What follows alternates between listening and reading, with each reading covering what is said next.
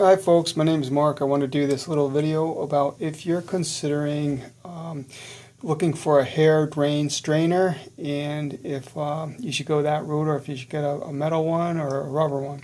So I want to give you some information that you might find helpful in this video. First of all, what I have in here is a metal strainer, obviously, and what's important is it's stainless steel.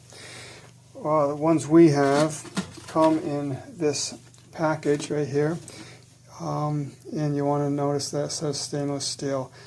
Company cannot get in stay in business too long if they're mismanaging it. So I wanted to show you what's involved. I think it's very important to know that you do need to clean these metal strainers. I don't care if they are stainless steel. If you don't want them to rush, I mean they're like $8 items with Amazon fees. So it's a very thin stainless steel. It is flexible.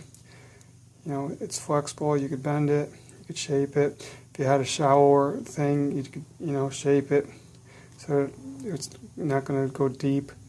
But my point is, even though it's stainless steel, I mean, I don't know anything about the manufacturing, but it's a thin metal. So even though they say stainless steel, I don't think you could submerge these in water forever and they're not going to rust.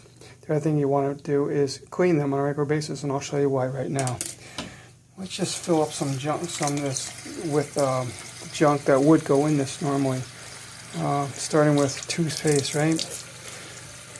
You put toothpaste in it.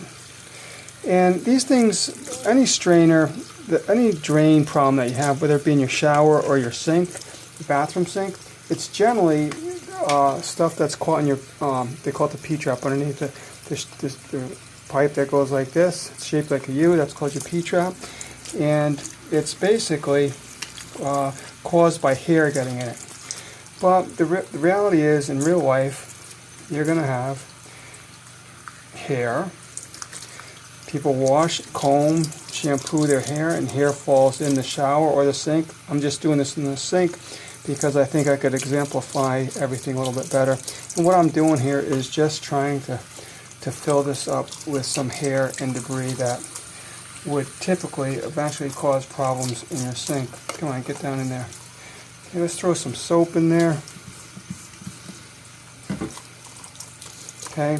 Now understand that things that cause the sink a problem is primarily the hair.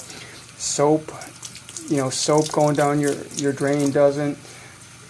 Bar soap, this soap, that's going to go down your drain. You're not going to catch that stuff, but I'm just trying to show you an example. So primarily, if you're brushing your teeth, it's any, I'm sorry to say, but it's any large food particles that are going to go down, and more importantly, it's hair. Hair is what causes 90% of P-trap slow drain problems.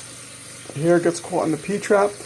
Over time, it just keeps building up. Once it's there, it's there. So, as you can see here, I got quite a bit of stuff in there, right? Quite a bit of hair.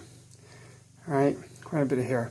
So that's in there. Nobody wants to see it. And I'll say this. I believe that if you leave this junk in here, it's going to cling to the metal. I don't care if it's stainless steel. It is going to cause a rusting problem. So what do you want to do? You want to clean it. How do you clean it? Well, I'm going to tell you to take a napkin or a piece of tissue paper, nothing big, just like this. Just take it, crumple it up, put it in here again. Just put it in there and twist it. And pull it out. Okay? Everything comes out. It's that simple. Again, it's empty now, but if it was in there, let's put it down in there again. It's in there to the point where it's not going to shake out, right? You don't want to be having, just put a tissue in there. Crumple up some tissue, twirl it, and it comes out, or it pulls it to the point where then you just got to go like that. All right? Now again, if there's soap scum, soap or whatever in there, that's going to go down your drain. All right? And it's not going to hurt your drain. If there was still soap scum in there or whatever, just turn upside down and rinse it down your sink. That's all. This thing, I've had this thing in here about 7 months. There's no sign of rust on it. It catches everything. My wife and the kids don't want to see the junk, so I'm usually the one, after everyone leaves for school or work, I just go in here, take 7 seconds, and literally time it. Let's throw that stuff back in there.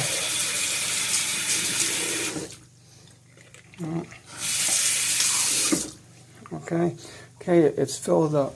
Right? I'm going to grab me a little piece of tissue paper. Starting from now, start counting. 1, 2, 3, 4, 5, 6. It's gone. So let's say under 10 seconds you're going to clean it out. Maybe you're going to have to rinse it. Throw it back in.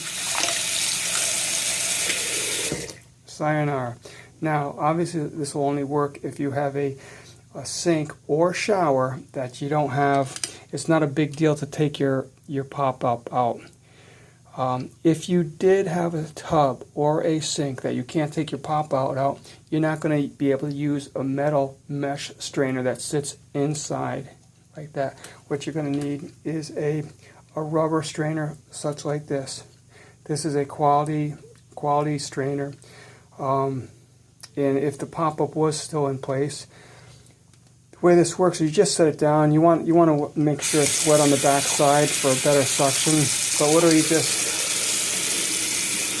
water's a little hot. Okay, and obviously what's going to happen here is if hair were to go down, it's going to catch it.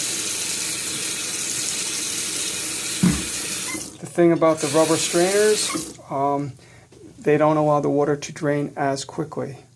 But and they're great. They're real good in showers. But